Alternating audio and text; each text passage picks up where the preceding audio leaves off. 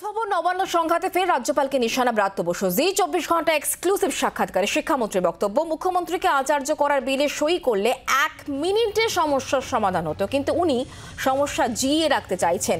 কেন্দ্রের থেকে পদোন্নতির আশায় এসব করছেন। শিক্ষামন্ত্রীর আরও বক্তব্য, মুখ্যমন্ত্রী নতুন বিশ্ববিদ্যালয় করছেন, শিক্ষক নিয়োগ করলেন, হঠাৎ উনি বলছেন একাই কাজ করতে চাইছেন তিনি। আচার্য সিভি আনন্দ বোস গতকাল তিনি বলেন, অনেকেই বলছেন বিশ্ববিদ্যালয়গুলি মিনি সন্দেশখালী, জঙ্গলরাজ চলছে সেখানে। এ প্রসঙ্গে ব্রাত্য বসুর প্রতিক্রিয়া, সন্দেশখালী জঙ্গলরাজ ওনার তৈরি করা শব্দ, সব কিছুতেই উনি হিংসা দুর্নীতি দেখেন। নৈরাজ্য তৈরি হচ্ছে ওনার বসানো লোকেদের জন্য, ওনাকে কেউ কেউ অন্যভাবে প্ররোচিত করছেন, তোপ দেখেছেন রাজ্যের শিক্ষামন্ত্রী।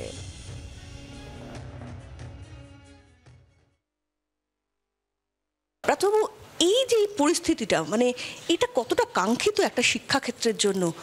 একেবারেই কাঙ্ক্ষিত নয়।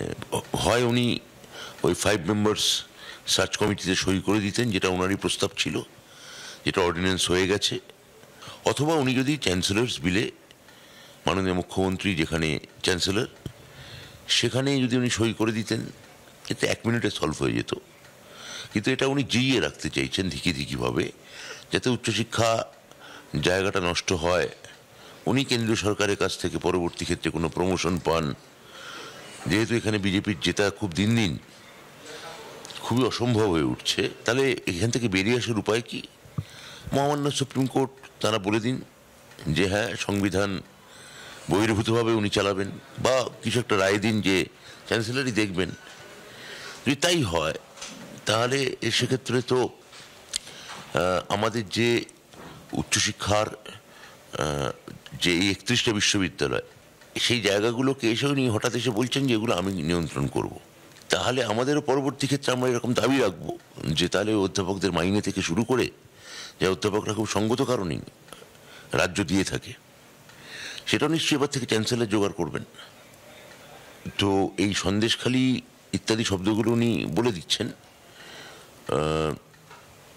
এটা এই দুটো খুব ওনার কিছু পেটেন্ট শব্দ আছে, একটা হিংসা এবং একটা দুর্নীতি। কারণ এই দুটো শব্দ বললে উনি মিডিয়ার অ্যাটেনশন পান। এটা ঠিক, আমি ওনার সঙ্গে সহমত যে বিশ্ববিদ্যালয়ে যে নৈরাজ্য একটা সৃষ্টি হয়েছে আচার্যের সঙ্গে, এবং সেটা ওনার বসানো লোকেদের জন্যই হয়েছে।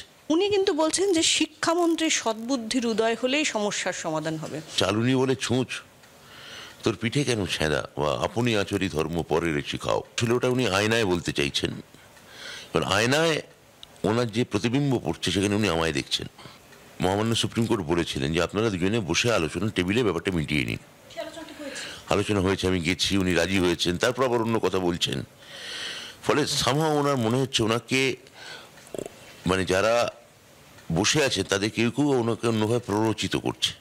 আসলে কেউ কেউ নিজের গদি ধরে রাখতে আগ্রহী। কিন্তু আমি এখনো বলবো যে যখন এটা হবে না, তাহলে মহামান্য আদালতের দিকেই তাকিয়ে থাকতে হবে। জি 24 ঘন্টার জন্য ক্যামেরায় কমলেশ শ্রেয়সী, কলকাতা।